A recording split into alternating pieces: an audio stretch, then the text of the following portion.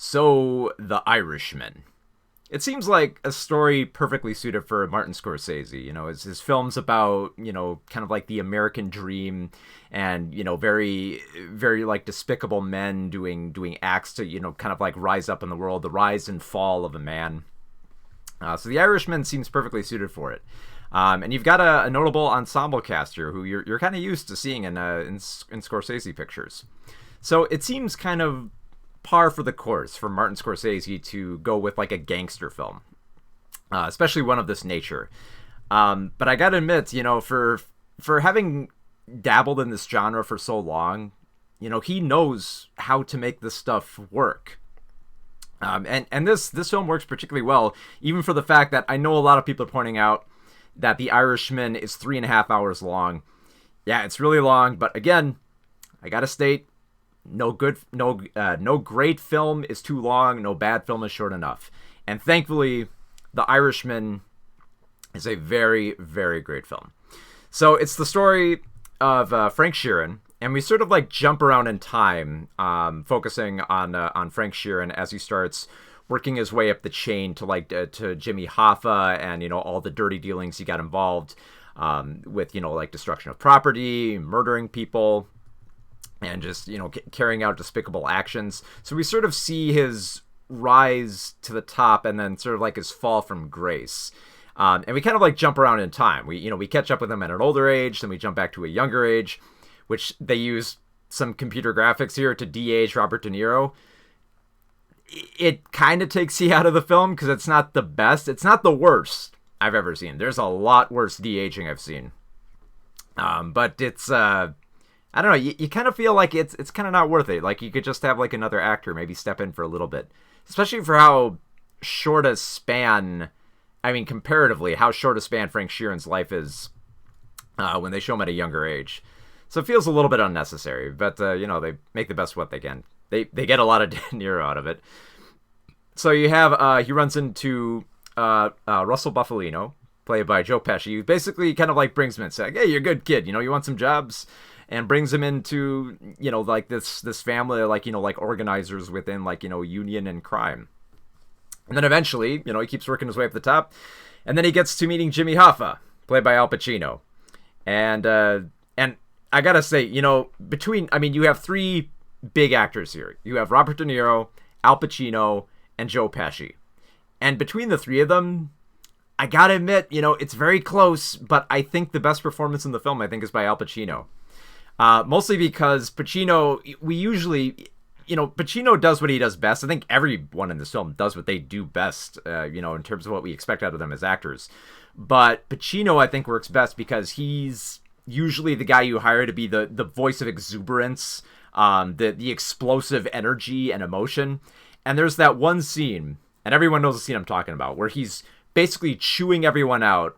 Since like the current set of like politics is all working against him, he's just chewing out everyone, saying like, you have all screwed me. There's this look of like frustration and desperation on his face that he's just like, like, you've screwed everything up, and just like, I'm going to jail. Just that one scene encapsulates like so many, like, that's like the best scene with Pacino in it by far. There are a lot of great scenes in this film, but that's far up there. Joe Pesci, I think, works really well in Pesci has probably the most subtle performance as Russell, mainly because he's not as like vocal. He's sort of like, kind of like a behind the scenes guy. But there's this great scene. Actually, there's a few great scenes where he's talking with Frank about his daughter, and how Frank's daughter, like, I love how they have this running arc of how Frank's daughter just kind of like looks up to her dad and realizes that, he's bad news. That something is wrong here. She can't prove anything, but she knows her dad is bad news. And there's these great scenes where where Russell's trying to sort of like mend that relationship to try to help ease it in, and it's just not working. And like, you can see that look of despair on his face. Like, the greatest scene is when it's Christmas time, and Russell gives her a gift of like ice skates and like $100 bill, and Frank says like, oh, you say thank you, And she's just like, thank you, I guess. And then she doesn't say thank you again. And you see that look on his face, on Pesci's face, that he's just ripped to shreds. Like, this guy has dealt with, some really bad people that have tried to, like, eviscerate him. And here's this kid just silently showing disdain for her elders. And it just rips him. You can tell internally it's ripping him to shreds. That's an aspect, like, I've always admired about Scorsese's films, is that they've always tended to have, like, these little moments that focus on the details of a person's life, instead of just, like, just the specifics of, like, they killed this person here, they blew up this person's boat, this happened with the unions, this happened with politics. Scorsese covers all of that, but he covers that in kind of like a very light glaze. Like we have Frank Sheeran in an older age narrating most of this, so that we kind of glaze over. Well, I guess not even so much glaze over, just show, like, this is stuff in the background, and we're going to focus on more of the personal stuff here, which I love, because there are a lot of great personal scenes with Frank where you can see, that kind of look of, contemplation and desperation on his face. And I love how, like, they kind of dig into him so we can kind of understand how he maneuvered himself into this position. Like, they have that great scene where he's talking about how he learned Italian during the war, and how he ended up shooting some guys who dug their own graves during the war. And it kind of says a lot about him, especially for, like, the casual nature they put on top of it. Like, they do it with all, like, the violence here. It's given this sort of juxtaposition of just being like, hey, it was kind of like, almost kind of like a nostalgic romanticization of the past in that light, the way he's kind of talking about it. But I love that Scorsese usually does this with these films, as he takes the time to focus on the little details, especially with kids.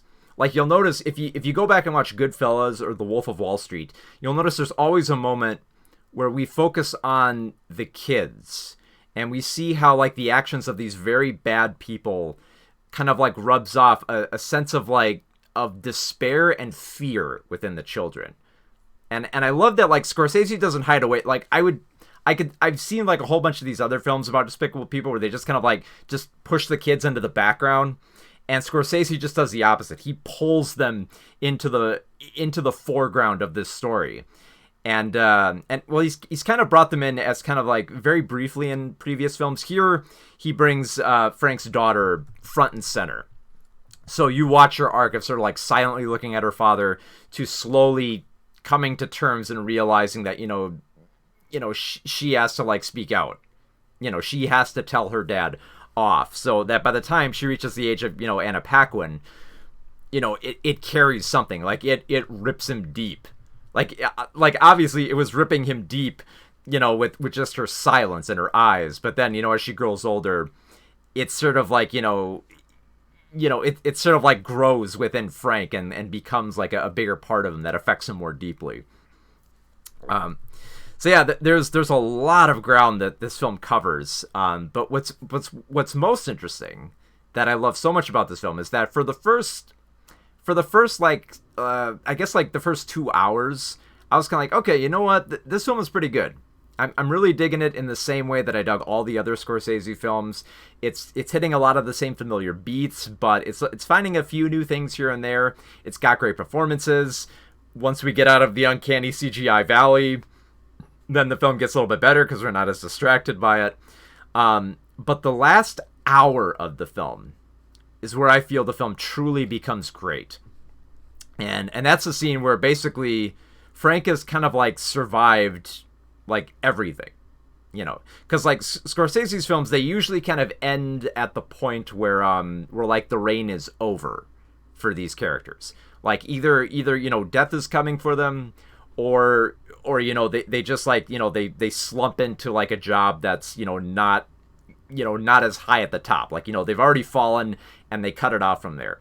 The Irishman takes the time to linger in that third act, because I know a lot of people are going to say, it's 3.5 hours and you have, I don't even think it's a third act. I think it's like a fourth act there. You tack on this fourth act, but that's, like, the best part of the film right there, because after everything is said and done, Frank is kind of left alone to contemplate, how much how much history he has behind him, and how much he's not gonna say, and how much he wants to say, but isn't quite heard at that point.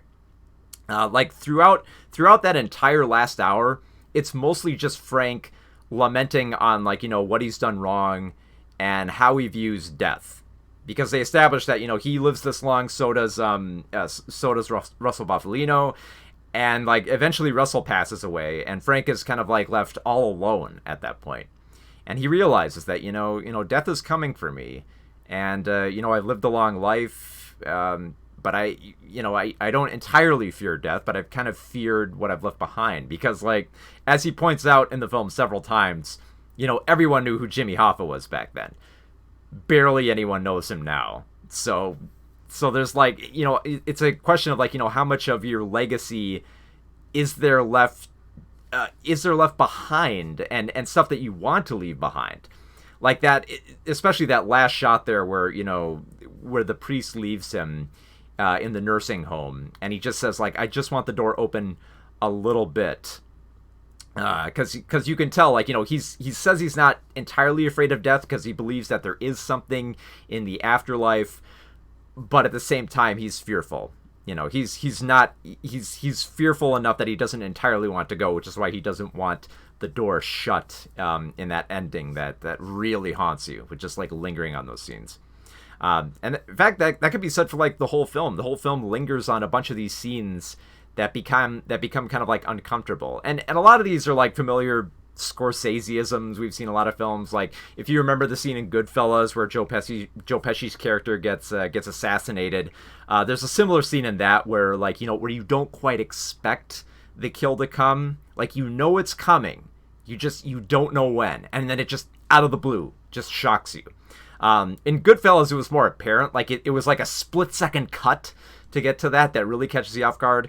Here in The Irishman, the way it's shot with Jimmy Hoffa's death is it just seems matter-of-factly. You're okay, this is just a simple establishing shot. I don't think it's going to happen here. And then out of the blue, it just happens. There's an amazing cast assembled here. Ray Romano as Bill Buffalino. Man, Ray Romano with this and the other Netflix film Paddleton, man, he's got it going on. Like I said, Anna Paquin. A lot of people think Anna Paquin, she doesn't have a lot to do because she doesn't have a lot of lines.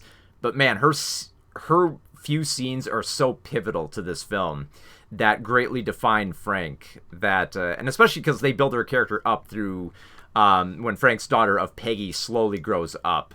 And we can see that, just kind of metastasize as she grows older. That I love it. And it's just it's a damn well shot film. There's several scenes that we just hold on, there are little scenes that linger in the mind, when they push the taxis into the river to sort of make a point when they blow them up. There's another great scene where Frank is basically picking out guns, and they're all just kind of laid out there, and we hear Frank's narration, and we just see his hand kind of come into frame here and there. Lots of little scenes like that I think work. The only thing that honestly bothered me about this film was just the CGI, which is a little jarring. But I mean, this is a year where I've seen stuff like Alita and all kinds of crazy computer graphics that it didn't faze me as much. I don't know. It's kind of like watching a Robert Zemeckis film. It's creepy, but you kind of get used to it a little bit. And thankfully, it's not the whole film, so we don't have to deal with it too much. But yeah, this film does touch on what I feel some of Scorsese's films haven't really grasped as much, which is sort of the sort of uncomfortable aftermath if you survive. Because a lot of gangster films, they always to stress the point that that these are not people we're supposed to idolize. They tend to go down a dark path where the character ends up dead or falling from grace here. This film takes the time in that last hour to just linger on it, to show you that even if you survive, even if you get away with your crimes, you're still going to grow old. You're still going to have to face death like everyone else. And you might end up doing it alone, especially if you want to, to protect yourself and be preserve your life at that point. It becomes little more than that. And if you're that protective and that secretive, it creates this distance, especially with they focus on that a lot with Peggy, but it creates this distance where it feels like, there's nothing left and you're going to be all alone when you have to face your maker. And it showcases how, like, even when Frank keeps narrating this sequence where it seems like he's sure of himself, he's not quite sure. He's terrified. But because by the end, by the end, like, even if you get that far, you got to recognize your mortality, and that not everything is gonna, not everything is gonna be what you think it is once he gets to the end there. Even if you're successful, it's stuff that it's deeply terrifying. So yeah, I really enjoyed this film. I think it's got great performances. It touches on a lot of what I love about Scorsese, and that last hour in particular just won me over so well. So it's certainly going to be up for a few Oscars, I think, this year. And deservedly so. There's a lot of great shots in here. There's some fantastic performances. You have a huge ensemble at play here, and it just works. It's just what can I say? It's another Scorsese masterpiece. So, The Irishman, 4.5 out of 5 stars.